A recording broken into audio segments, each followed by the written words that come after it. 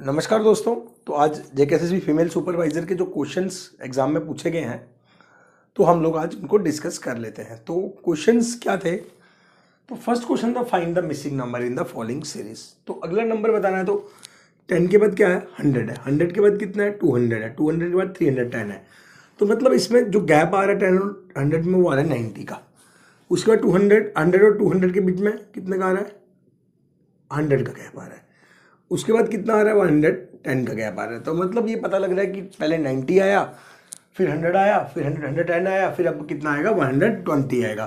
तो अगला अगर इसमें 120 प्लस करेंगे तो वो कितना आ जाएगा? वो आ जाएगा हमारा बच्चों, वो आ जाएगा 430 जो इसका आंसर रहेगा। मतलब ए पार्ट इसका जो आंसर रहेगा। अब सेकंड क्वेश्चन जो है, सेकंड क्वेश्चन भी बहुत अच्छा क्वेश्चन था।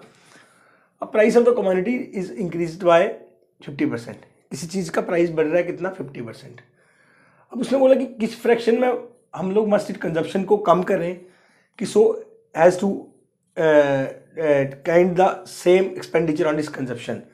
मतलब जो एक्सपेंडिचर रहे कंजप्शन पे वो क्या रहे? सेम रहे। मतलब प्राइस इंक्रीज हो रहा है चीज़ का, मतलब हम लोग कंजप्शन में कमी कितनी कमी करें कि जो एक्सपेंडिचर है वो हमारा क्या रहे? वो सेम रहे। 50% का मैं अगर आपको बता दूं कि 50% का जो फ्रैक्शन वैल्यू होता है वो कितना होता है? 1/2 होता है। तो इन क्वेश्चंस में एक सिंपल सा लॉजिक रखता है। अब कितना है ये? 1/2 क्या है? इंक्रीज होता है। तो इंक्रीज को क्या लिखते हैं हम लोग? प्लस में लिखते हैं। अब इसको हम लोग क्या करेंगे? अब रिड्यूस करने के लिए बोल रहा है तो जो 1 है वो 1 ही रहेगा। अब इन दोनों को क्या कर लेंगे हम लोग? इन दोनों को हम लोग कर लेंगे प्लस 1 + 2 कितना हो गया? 3। तो जो इसका आंसर रहेगा वो कितना रहेगा? 1/3 इसका आंसर रहेगा। इस रूल को हम लोग क्या बोलते हैं? AB रूल बोलते हैं। अब इसमें क्या पहले क्या था? इंक्रीज हुआ 1/2 मतलब 50%। तो डिक्रीज, उसके बाद डिक्रीज के लिए बोल रहा है तो ऊपर वाली जो न्यूमिनेटर वाली वैल्यू है वो सेम की सेम रहेगी। 1 2 + 1 का क्या हो जाएगा? प्लस हो जाएगा। वो क्या हो जाएगा? 3 हो जाएगा। ठीक है। तो इसका जो आंसर रहेगा वो कितना रहेगा? 1/3 इसका आंसर रहेगा। अब अगला क्वेश्चन क्या है? The average weight of A group of 7 boy is 56 kg। तो एवरेज वेट है 7 बच्चों को, वो कितना है? 56 kg है। तो इंडिविजुअल का जो वेट है 6 का वो 52 है, 57 है, 55 है, 60 है, 59 एंड 55 है। अब हमें क्या निकालना है? टोटल वेट सबसे पहले हम लोग निकालेंगे। टोटल वेट निकालने के लिए मुझे क्या करना है? 7 × 56, मतलब 56 को 7 से करूंगा तो 7 6 जा 42 होगा। ये 4, ये हो जाएगा 392 जो हो गया टोटल हो गया। ठीक है। अब टोटल की वैल्यू ये है। अब सबका इनका सम कर लेते हैं। सबका सम करेंगे तो कितना आएगा? 52, 57, 55, 60, 59, 55। ये कितना हो गया? 9 और 9 कितना हुआ? 18 और 5 कितना हुआ? 23, 23 और 5 28 इसका हो गया। एक बार चेक कर लेते हैं फिर से। 7 12 14 14 19 28। ठीक है। 28 से 2 करिए, यहाँ चला गया 7 एंड 7 और 5 कितना? 12 17 17 23 23 28 और क्या हो गया? 33 हो गया। तो अब क्या करेंगे? ये आ गया 6 बच्चों का, ये था 7 का। अब निकालना किसका? 7 बॉय का, 7th बॉय का निकालना। तो 7th बॉय का निकालेंगे 392 - 338। यहाँ से कैरी गया 12 में से 8 गया तो 4, 8 में से 3 गया तो 5। तो इसका जो आंसर रहेगा वो रहेगा 54। अब तो नेक्स्ट क्वेश्चन हम लोग देखते हैं। एक आदमी है, क्या कर रहा है? अपनी कार बेच रहा है अगले आदमी को 10% लॉस में। वो जो सेकंड पर्सन है वो क्या कर रहा है? अपनी कार बेच रहा है 54,000 में और प्रॉफिट रिसीव कर रहा है 20% का। ठीक है। What was the actual price of the car? हमें क्या निकालना है? एक्चुअल प्राइस कितना है कार का। अब मुझे पता है एसपी कितना दिया गया है मेरे को, नए वाला 54,000।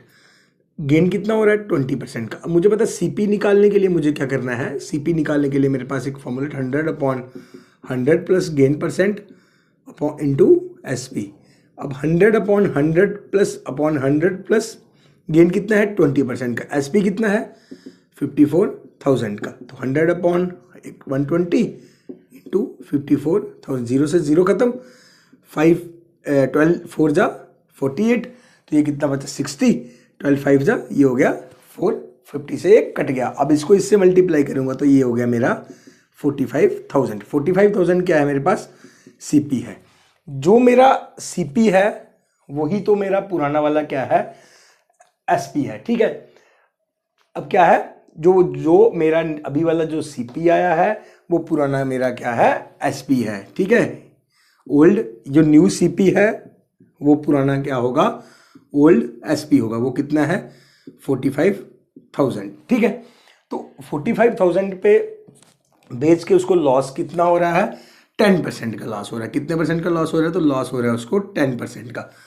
अब मुझे निकालना है what was the actual price. अब निकालना है मुझे, क्या निकालना है, सीपी निकालना है। सीपी निकालने के लिए मुझे क्या करना है, आपको पता ही है, 100 अपॉन लॉस में अगर निकालना है तो लॉस परसेंट इंटू क्या आएगा, एसपी। अब कितना, 100 अपॉन 90 इंटू एसपी कितना है, 45,000। जीरो से जीरो खत्म, 495 जा 95 जा 45, तो ये 2 जीरो आ जाएंगे। तो इसको इससे मल्टीप्लाई करूंगा तो ये आ गया मेरा एक्चुअल, जो एक्चुअल प्राइस था वो कार का कितना है, 50,000 था। ठीक है, समझ आया। पहले जो दिया गया था एसपी, गेन सीपी निकाला हमने, जो न्यू सीपी आया वही हमारा क्या था, ओल्ड एसपी था। ठीक है, ओल्ड एसपी जब हमें पता लग गया तो सीपी हमने निकाल दिया, तो आंसर जो इसका है 50,000। नेक्स्ट क्वेश्चन क्या है, the number of student in 3 classes. 3 classes में स्टूडेंट है, रेशो है 2:3:4। If 12 student are increase in each class, मतलब हर एक क्लास में 12 बच्चे क्या हो रहे हैं, बढ़ रहे हैं। तो रेशो कितनी हो जाती है, 8, 11 और 14। The total students in the 3 classes in the beginning class. अब बताना है कि स्टार्टिंग में तीनों क्लासेस में कितने बच्चे थे। अब रेशो क्या है, 2:3:4। ये किसमें, 8:11:14। सबसे पहले हमने क्या करना है, जो रेशो, अब देखिए इसमें जो इसमें गैप आ रहा है वो कितना आ रहा है, 1 का आ रहा है। इसमें गैप आ रहा है कितना आ रहा है, 3 का आ रहा है। तो इन दोनों गैप्स को क्या करना है, बराबर करना है। अब इसको बराबर करने के इसको 3 से मल्टीप्लाई करना पड़ेगा। मैं तीनों को जब मैं 3 से मल्टीप्लाई करूंगा तो ये कितना आएगा, 2 3 6 9, तो ये कितना आ जाएगा 12। अब ये कितना है, 10, 8, 11 और 14। अब देखिए, अब कितना इंक्रीज हो रहा है, 12 स्टूडेंट इंक्रीज हो रहे हैं। मतलब 6 से जब 8 जा रहा हूँ या 9 से 11, तो 12 बच्चे, मतलब 2 यूनिट का फर्क आ रहा है। 6 से जब 8 जा रहा हूँ तो कितने यूनिट का फर्क आ रहा है, 2 यूनिट। 2 यूनिट बढ़े, 2 यूनिट, 2 यूनिट है। 2 यूनिट की वैल्यू कितनी है बच्चों हमारी, वो है 12। तो 1 यूनिट की वैल्यू कितनी होगी, 12/2, मतलब 1 यूनिट की वैल्यू हमारी 6 है।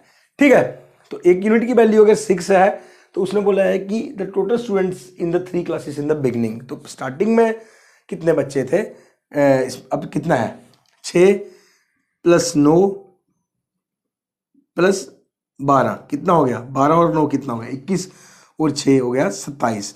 तो ये टोटल हो गया 27। तो 1 यूनिट की वैल्यू अगर 6 है तो 27 यूनिट की वैल्यू कितनी होगी, 27 की वैल्यू होगी 6 7 42, 4 कैरी, तो 6 12 12 और 4 6। तो इसका जो आंसर रहेगा वो कितना रहेगा, 162 इसका आंसर रहेगा। जो रेशो है, मैंने क्या करा, रेशो को मतलब गैप जो था इनका वो बराबर कर लिया।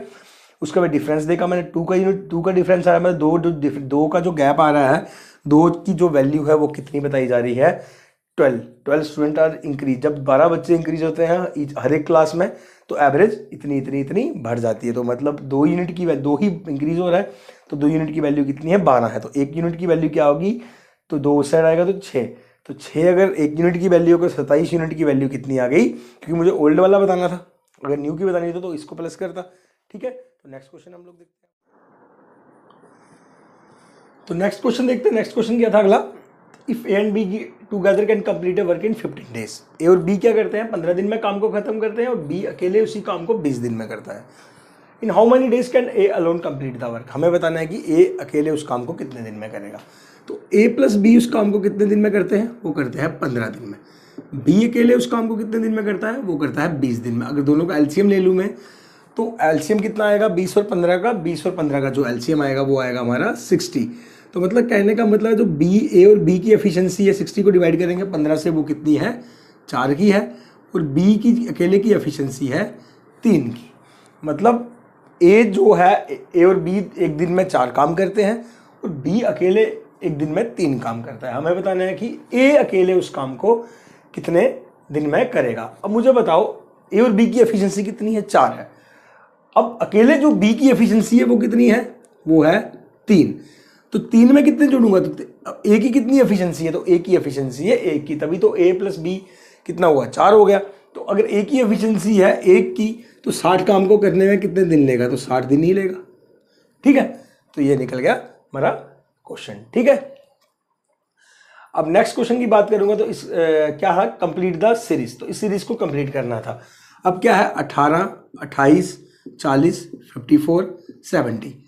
तो ये आ गया कितना गैप 10 का, ये आ गया कितना 12 का, ये आ गया कितना 14 का, ये आ गया कितना 16 का। तो अगला गैप कितना आएगा, अगला गैप आएगा 18 का। तो आंसर क्या आएगा इसका बच्चों, तो इसका आंसर आएगा 88। तो ऊपर वाले का आंसर हमने क्या निकाला 60। ठीक है, तो नेक्स्ट क्वेश्चन की बात करता हूं।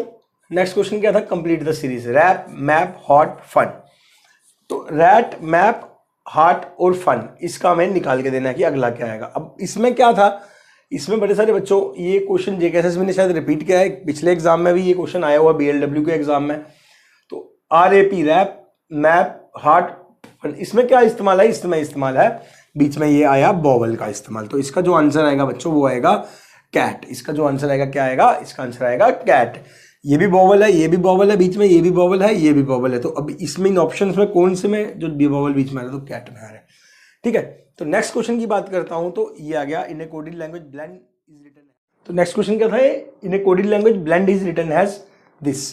तो अभी क्या आएगा, हमें क्या करना है, ब्लेंड का बताना है कोड, BLEND। तो क्या आया ENHPJ। बी से ई जा रहा हूं तो क्या है CDE +3, L से N जा रहा हूं MN +2, E से H जाना है तो FGH +3, N से P जाना है NOP +2, D से G जाना है EFG +3। मतलब इसमें जो पैटर्न फॉलो कर रहा था +3 +2 का, +3 +2 का पैटर्न फॉलो कर रहा था। अब हमें निकालना था विनर का। तो विनर में हम लोग क्या करेंगे, पहले क्या करेंगे +3 W X Y और क्या आएगा Z, फिर 2, पहले +3 हुआ फिर +2 होगा, I के बाद क्या आता है J K, यहाँ क्या आ जाएगा K आ जाएगा। ठीक है, तो उसके बाद अभी ऑप्शन सारे ही मिल रहे हैं। तो उसके बाद 3 का MNOPQ, ठीक है +3, फिर कितना आएगा +2 NOP, फिर कितना आएगा +3 में कितना आएगा FGH आ जाएगा, इसमें कितना आएगा 2 आएगा RST। ठीक है, अब इसमें देख लेते हैं कौन सा ऑप्शन हमारा मैच कर रहा है, KPHT। तो हमारा जो ऑप्शन मैच कर रहा है बच्चों वो मैच कर रहा है C ऑप्शन। ठीक है, अब नेक्स्ट क्वेश्चन क्या था, परसोत्तम भाग कर रहा है 5 किलोमीटर ईस्ट की तरफ, फिर पहुंचता है वो ममता के घर। From there he walks towards north, वहां से वो क्या करता चला जाता है, ममता के घर पहुंच के वो नॉर्थ की तरफ चला जाता है 10 किलोमीटर। उसके बाद बताना है एंड रीच पहुंच जाता है his gym in which direction from of his house. ठीक है, अब जिम बतानी है उसके जो मतलब कौन सी डायरेक्शन है उसके घर से।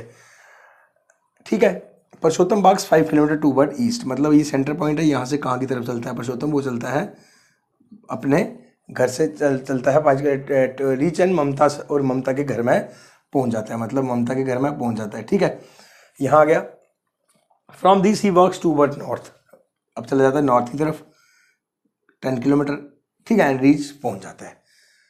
अब बताना कि his gym in which direction of his house, अब उसके घर से जो जिम है वो कितनी दूर है। अब his gym in which direction from his house, अब किसके घर से पूछ रहा है, ममता के घर से पूछ रहा है या तो परसोत्तम के घर से पूछ रहा है। अगर परसोत्तम के घर से पूछ रहा है तो इसका आंसर जो बच्चों हमारा आएगा वो आएगा नॉर्थ ईस्ट।